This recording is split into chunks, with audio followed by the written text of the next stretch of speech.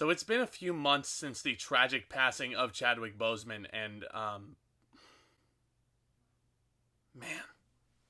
In lieu of this being his last starring role in a film like this, I feel like no more perfect time to say this. Thank you, King. Thank you for your strengths, for your courage, all to entertain us. That, coupled with your talents, is just... it's unmatchable. Thank you once more, Your Highness. And with that, let's go ahead and take a look at your last gifts to all of us.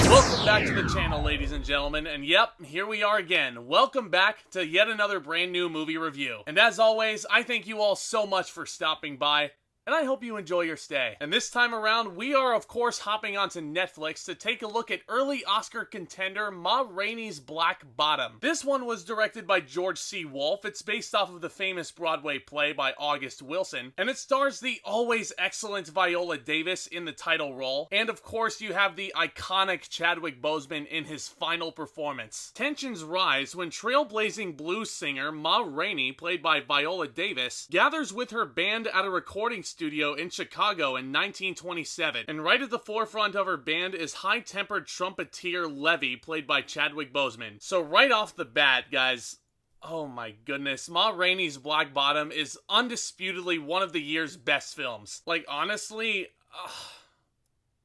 wow. This film has got so much to say about the sucky year we've been living in. And you know what's remarkable is this film's setting is 1927. Even though the period pieces are really amazing in this flick, the costumes, the aesthetic, the production design, the score, this all feels like a film that was released in the golden age of Hollywood. Except, you know, made today with a higher budget. And that score, actually, let's talk about that for a second, because it is loud, it is boisterous. Almost like it has something to say for itself. Even though the instruments are inanimate objects, they all feel like they could be characters of their own. Heck, I think Levy even talks about it a little bit, how his trumpet is his partner in crime, or how they're two different beings and how they're making a great cohesive unit or something like that. I can't remember the exact quote off the top of my head, guys, so just bear with me. It's got the time period all down pat, but even then, because of this film's themes and its underlying message, and how all this stuff parallels with the crap that's gone down this year, it's unbelievable how timeless it feels. Also, might I add, this movie has one of the most aggravating endings I've ever seen, not just this year, but of all time. It's such a haunting message, and it's a really haunting look at how the music industry treated the black community back in the day. And it is so baffling and frustrating to see that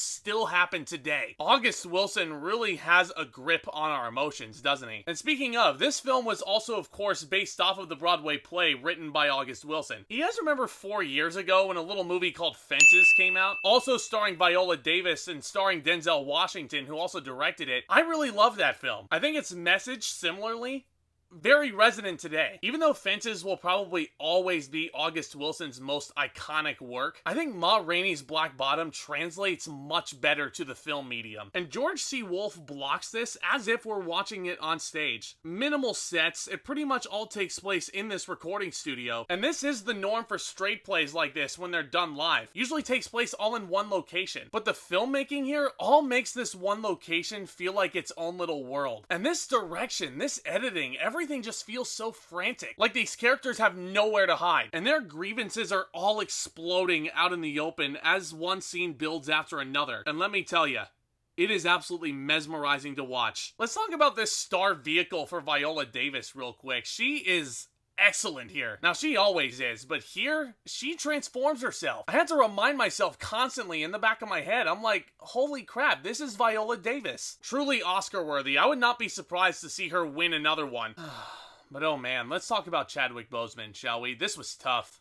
This was really tough to get through. Not because it was a bad performance, of course not, but the first time I saw him pop up in frame, I just couldn't help but tear up, guys. Just seeing him smiling that infectious grin that I'm sure has been ingrained into all of our memories at this point, it brought a smile back onto my face as soon as he kind of got into his performance. And I'll be honest, guys, Chadwick Boseman probably will always be remembered for T'Challa, but this swan song may be his finest work. He was unbelievable. This is a tour de force performance for sure, and he is absolutely fearless. It honestly reminded me a lot of how he was able to transform himself for Get On Up, another biopic based off of a famous black musician. And in case you needed further proof after he played James Brown of how transformative this guy was, watch this film. I mean, he is able to go from slick, suave charmer of the ladies to resilience defender of his craft, straight to emotional devastation, all within the snap of a finger. No question about it to me that Boseman is an icon. He is just such a special gift that was given to the industry, taken away from us way too soon. And here's the thing, guys, just for a minute,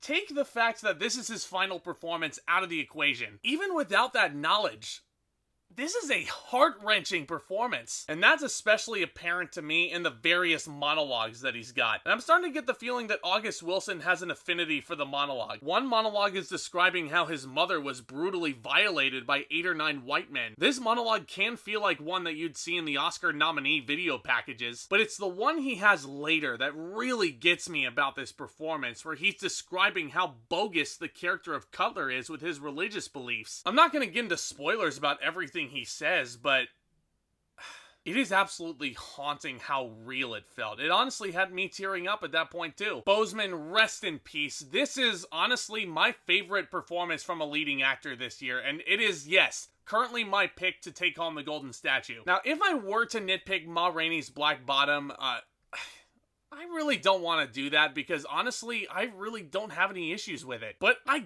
guess people can criticize the lack of development for some of these supporting characters. But I think this film was perfectly paced and perfectly fleshed out. And I would disagree with that criticism. I think these supporting characters get just the right amount of development. And they get some really amazing monologues to work with as well. And every single one of them brings their A game. And like I said, that criticism that they don't get enough development, I think is really stretching it. This movie's an hour and a half. It flew by, and I was kind of sad this was over because this is truly one of my favorite films of the year. It holds a poignant message, contains an excellent starring vehicle for a legend like Viola Davis, and of course it also brings you that emotional swan song for Chadwick Boseman. There is just way too much for me to praise about Ma Rainey's Black Bottom that you've got to just truly see it to believe it. Guys, there's really not much else for me to say. I'm gonna give Ma Rainey's Black Bottom an A+. This one is not to be missed, y'all. Please, I implore you, run to your nearest laptop or TV right now. Pull up Netflix and please click on this film. I promise you, you will thank me for this later. Are you guys looking forward to seeing Ma Rainey's Black Bottom? Have you seen it? Do you enjoy it? Do you not? I would love to discuss all those thoughts and then some all down there in the comments. If you guys are enjoying my content and if you guys want to continue coming back and discussing cinema and all things entertainment with me, you know where I'll be. Please consider hitting that subscribe button down below as hard as you possibly can, because that way you guys will be the first ones to know anytime a new upload hits the channel, and here's a hint, it's free. If you guys enjoyed the video also, please be sure to leave a big fat thumbs up on your way out. I'd really appreciate that. And as always, look out for more exciting content hitting this channel very, very soon. Thank you all so much for your support up to this point. It really does mean the world. With all that being said, back talk, commence.